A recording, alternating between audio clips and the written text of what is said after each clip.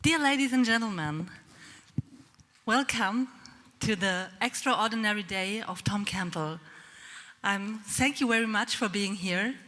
And I want to see who has come outside from Germany. Please, can you raise your hand up? Oh, so much people. A very special, heart warm welcome to you. Nice to have you here. My name is Evelynn, and since 5 years I'm lieutenant of the Center of Informational Perception. I'm teaching with my partner Axel Kimmel, children and adults to see without their eyes. Has anyone of you heard about seeing without eyes before? Oh, so much. Wow, great. Fine. Okay, see without eyes means exactly what the name says. I think that everyone is able to see without his eyes, and we are teaching this. But maybe you think, seeing without eyes, could this be? Yes, it could.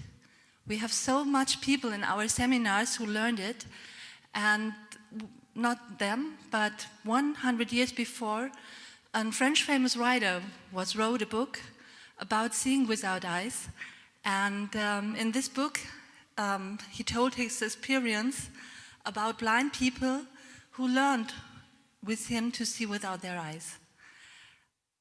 The speech is known as Louis Farigoulet as Jules Romain. But how the saying goes, a picture worth more than 1,000 words. And so I brought you here our superstars. Superstars, I mean children who learned with us to see without their eyes. Please welcome them.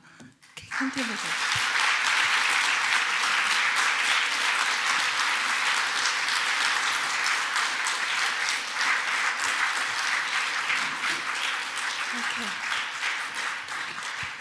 Here are Sophia. There is Luan.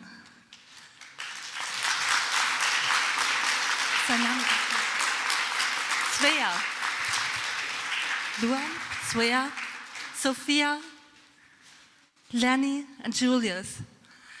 Is someone here in the audience who wants to check that everything is real with without eyes? Someone here?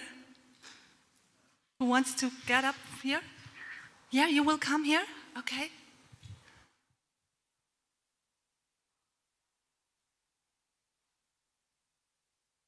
Okay, setzt ihr bitte die Brillen auf. Okay.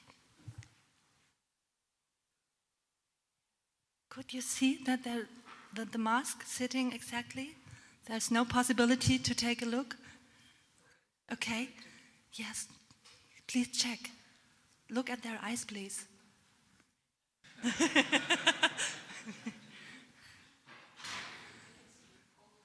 All tight? Okay, thank you so much. Can you do something with your hand for these children? Can you stand up, please? Okay.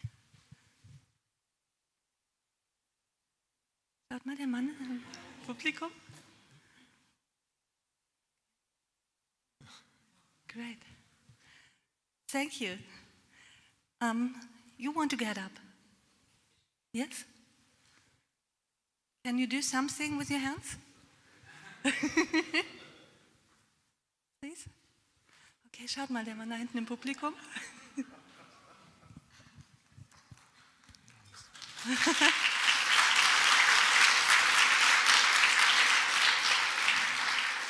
Okay. Can you please stand up?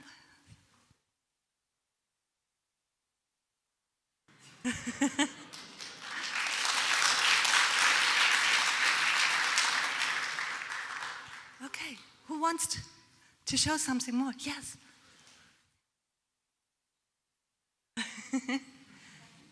Okay, and this man there.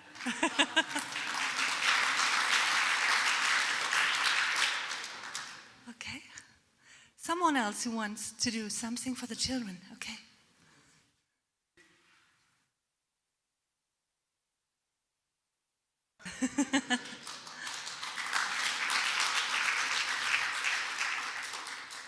Okay, yes, stand up, please.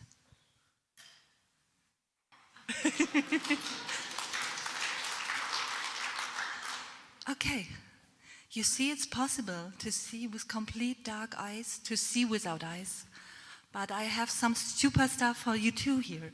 Here's Rainer. Rainer came to us before 3 years, and he is blind with only 1% vision. He has an operation before this 3 years, and he awoke because there has been an accident on his operation, and he woke up, and so he's only able to see 1% with his eyes. But he stayed with us, and so he's able to see much more. Please give him a welcome to Rainer.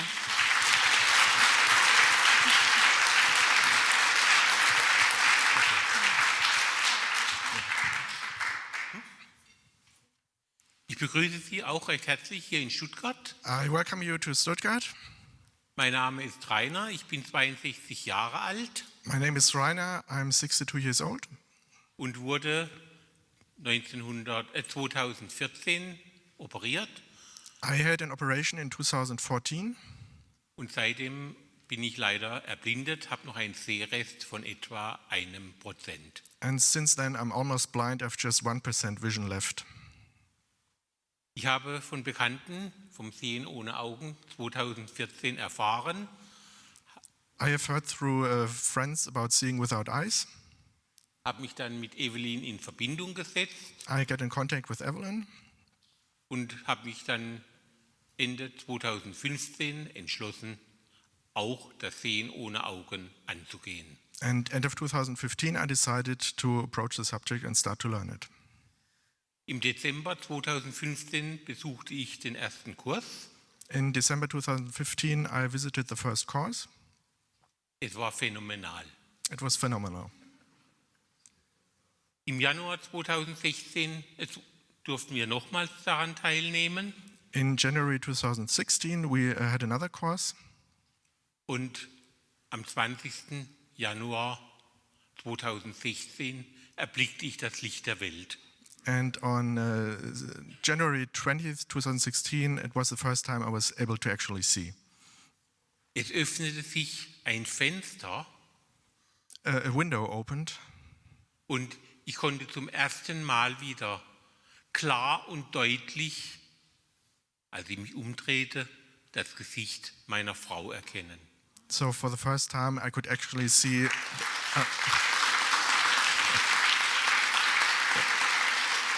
For the first time, I could actually see the face of my wife for the first time at that time.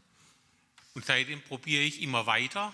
Manchmal öffnet sich das Feld, dann geht es wieder zu. So I keep trying. Sometimes this window opens for me, sometimes it doesn't. Ich bin dabei, immer weiter zu üben. I keep Und learning. hoffe, Entschuldigung, Yeah, I keep learning. und hoffe, dass ich irgendwann stabil mit dem dritten Auge sehen kann. And I hope that at some point I have stable vision with my third eye. Dankeschön. Thank you.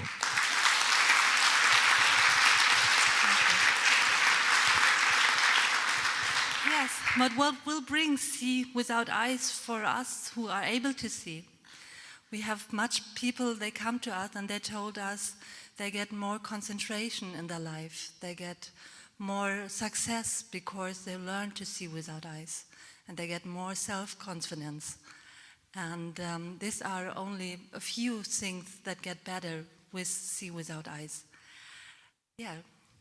Now I will give to Tom Campbell, so please welcome him. Please welcome Tom Campbell here.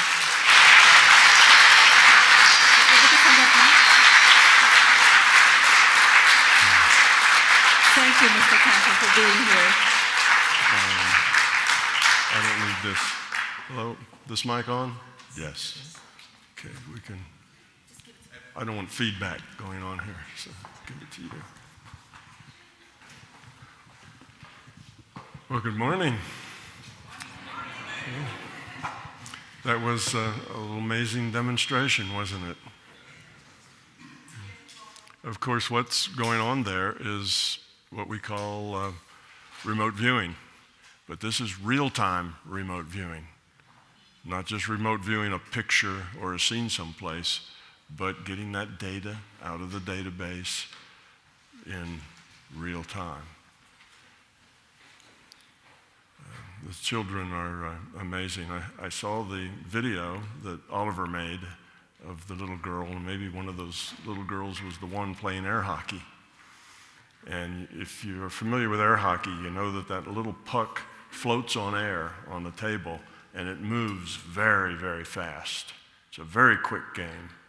And these children were playing air hockey. So it not only told me that it was real time, but it was precise. They were really getting a wide bandwidth signal in order to play air hockey. So after watching Oliver's video, Oliver and I made another video where I explained how it worked and what was going on and why sometimes the children were doing this when they were looking and so on.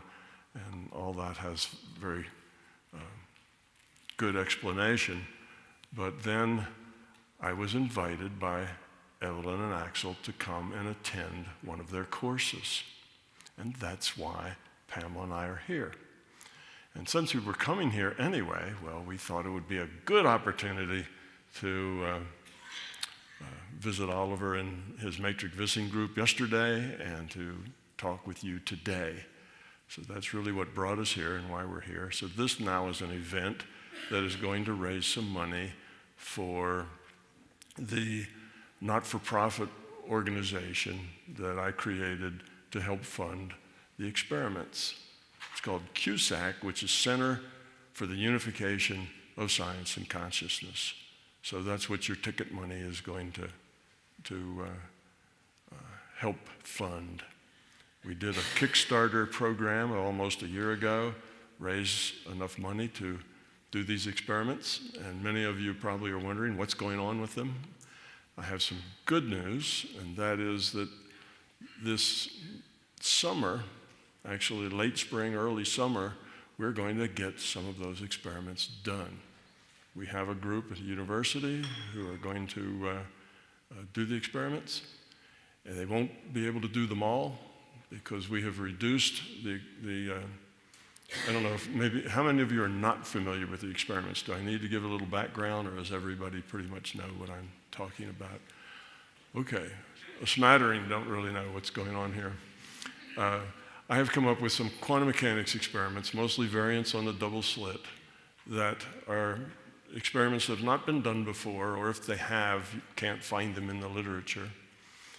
And they will do two things. If they work the way I think they will work, they will provide some very strong evidence as in physical, scientific experiment evidence that this is indeed an information-based reality, or in other words, a virtual reality. And also some evidence that consciousness is the computer of this virtual reality.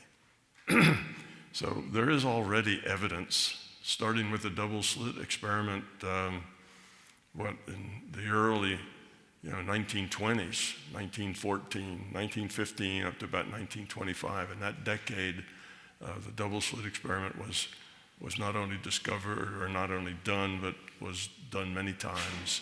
And it created a new science called quantum mechanics. And that's now almost 100 years ago that quantum mechanics was first initiated. And at that point, they knew that reality was not physical. Double slit experiment has an outcome that cannot be explained with a physical reality. It violates the materialism. It violates the understanding that this is a physical causality. But scientists kind of pushed that away because they didn't really know what to do with it. But now there's been lots of other experiments that have verified this. Not just double slit, but others. So the summation of all of these is pushing scientists to come to that conclusion that this indeed is a virtual reality.